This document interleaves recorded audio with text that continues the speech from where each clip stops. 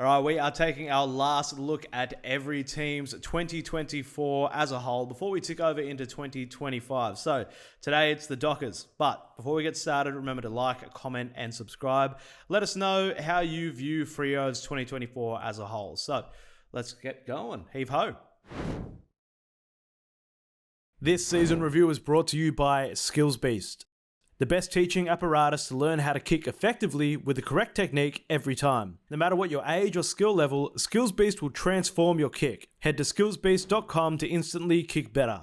And to break this all down for me, Darren Parkin, AFL commentator and analyst. Darren, so there's two key periods in their season, the Dockers. Yeah, two periods where they clearly missed an opportunity in what was a pretty even year. They'd be immensely frustrated that they played good enough football for most of the year to play finals. And the obvious one that people will look at is the last month of the season where they dropped 4 in a row. They were in a winning position in all 4 of those matches. So they'd just come off the Sydney win.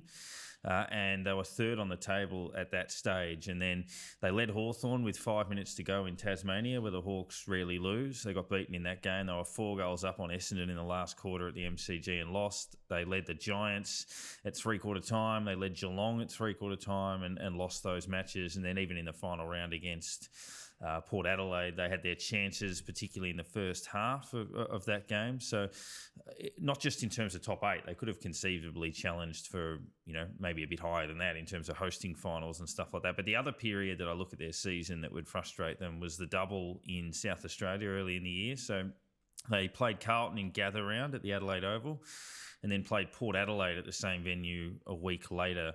So they led Carlton. That was that controversial finish where they were 8 points up with 3 minutes to go. Carlton hit the front and then got the double goal via some back and forth with the umpire. And then they led Port Adelaide by 8 points with 3 minutes to go a week later and got beaten there. So they probably feel they should have won one of those games and they could have won both. So they did a heck of a lot right, Fremantle, and they'd probably be scratching their heads thinking, how do we not play a final? Yeah, absolutely. We were actually at that Gather Round game and it was, it was quite a weird vibe in the crowd. Did anyone know what was going on? Not really, not at all. All right, so that is a great summation of the Freo season at a glance. So let's move now to the 2024 passport.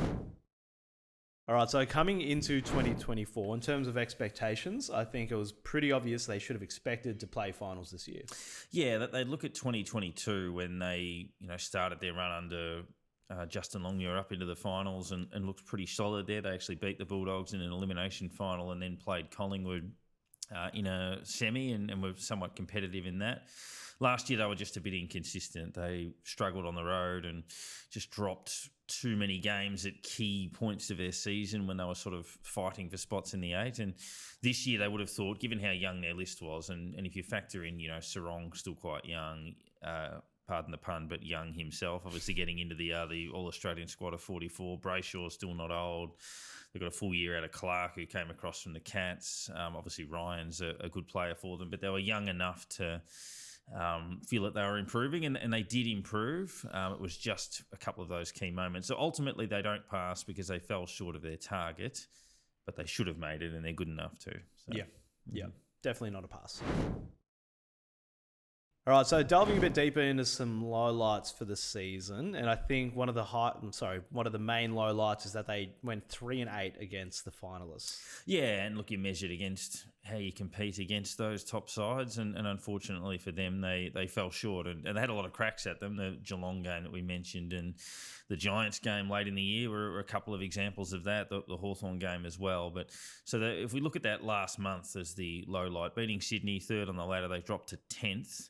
In the 4 losses they had in a row, they were in front in the second half in all of them and in the last quarter in 3 of them. So, and if you look at the reasons why, so the pressure rating dropped away a bit during that period. In the second half of the year, they were ranked 14th for overall pressure acts, 14th for contested ball and 14th for ground ball gets. So just lost their presence around the ball a little bit, and a few things didn't help. Obviously, Pearce, Brennan Cox and Darcy missing a lot of football with injury certainly didn't help their cause. All right, so looking at this list of highlights that you've put down here, the 2 wins against Melbourne, I wasn't a big fan of, I'll be honest, but that was they were great wins. Yeah, they were. I mean, the first one in particular in Alice Springs when they were about 12 goals up at halftime and won by 95, I think. And then the big win the second time around, they beat Brisbane at the start of the season. I think they conceded the first 4 goals in that game and then smashed them.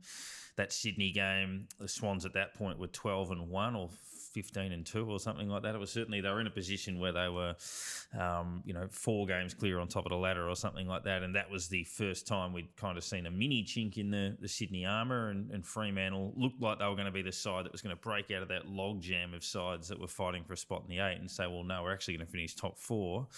So that was a definite highlight for them. Obviously, Josh Treacy in that forward line, 45 goals, announcing himself alongside Amos as a prospect. Young's emergence as a midfielder, which we'll talk about later. I thought Jeremy Sharp was pretty good coming across, averaging 18 touches a game as a new recruit. Yeah. And you mentioned that logjam. Like, it was, to take a positive spin, it was one of the most competitive seasons across the board for, there's so many teams that could have made those final 8. So, somebody had to miss out pretty closely. And unfortunately, it was Freo in the end. So, not all bad. Yeah, and you look at, say, Port Adelaide, who we'll discuss at some stage. They were in that logjam and won 8 of their last 9, and they were a side that grabbed it at the right time late. And, Fremantle weren't all that far away from that level of side. This next segment is brought to us thanks to Skills Beast, who've been helping AFL players of all levels transform their kick. So, who transformed their game in 2024 for Fremantle? We have named Hayden Young. We have. I mean, they changed a few things around Fremantle. Obviously, the twilight of Nat Fyfe's career is spent in a slightly different role, a very unselfish sort of role. But what that's doing is bringing a few other midfielders through, and Hayden Young was one of those. Averaged 23 possessions a game, kicked a career high 13 goals, was named in the 44-man All-Australian squad along with 4 of his teammates. So he was terrific. It'd be hard to find a Fremantle fan that wouldn't rate him amongst their most improved players of the year. So the ins and outs for Freo, not a whole lot of big, losses and delistings. Obviously, Matt Taberner, we'll get to him in a moment. But the trade period was headlined by Shea Bolton for Freo, and probably for the entire trade period. It was all about Shea Bolton. It was, and I mean, you're right on the exits, because that had been an issue for Fremantle for a while. If you look at, Chera and Blake Acres and a number of others that have left the club in the last however many years, it was good for them to at least close that door. Obviously, they'd like to secure Brayshaw and avoid that happening again in 12 months' time. But getting Shea Bolton in from Richmond, one of the headline acts of the entire trade period. They would have loved to have added Liam Baker as well, but he sort of jumped across to the next door neighbours. So he'll be a really valuable asset to an already star-studded midfield, and can go forward and hit the scoreboard, as we saw Bolton producing, 450, 500 disposal, 30-goal seasons, which is pretty rare. Like Murphy Reid, their draftee at 17, looked like he would have gone a bit earlier than that. They get Jaron Carr, who's a father-son, continuing a name there. Charlie Nichols and Aidan Riddle, and Quinton Narkle, who was delisted, has been picked up as a delisted free agent effectively. So he'll get another opportunity at, I think, a 3rd club now. So. Yep, absolutely. Always a good sign when you're talking more about the ins than the outs. So, good one. So, looking ahead to 2025 and the pass mark for Freo, it's pretty obvious. They just need to play finals. Yeah, and it's similar to a few of the other clubs we're talking about. So, how do they compare to the other sides chasing them? So, who else missed the finals? Collingwood, Melbourne, Gold Coast, Essendon, those sorts of teams. So can they hold them off, and can they, catch some of those sides above them? And they were certainly capable of doing that. You feel they'd be burning a little bit, that they would certainly be, assessing their season, feeling they left a little bit on the table. So I'd expect they'll only get better with a young midfield, and playing finals should be a bare minimum. I think they'd expect to win one as a target point. Well, that wraps it up for the season review for Fremantle. Thank you, Darren.